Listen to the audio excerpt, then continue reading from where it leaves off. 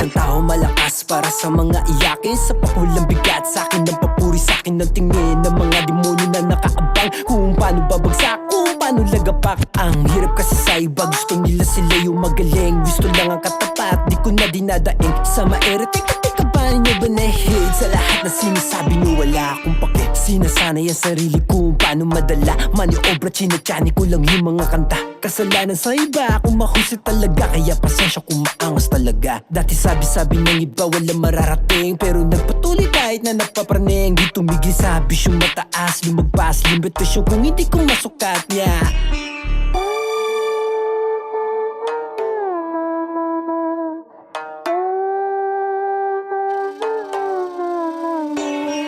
Nagsumikap itaas kung ano nararapat, sarili inangat para di nila maawat. Madami na ang sugat na hindi pa nalalapat, marami sa lungat at malabo na maawat. Kung naging maangas man ako sa iba, di ko na mapigilan kung sa'kin talaga. Yung aral ng iba, nilaro silaban, ngayon nagliliyabi, hindi na mahawaan. Yung alab sa tuwing nasusulat, mga pakay na gusto marating matupad. Nagbunga yung aking pagsasanay natupad, puretong nakasabit sa pangarap inubad. Dumating himala, tsaka hinago, trato, pakikitungo sa'kin na malabo at ganado. Sa hamon porsigido, galawan, positibo humarap sa negatibo, libo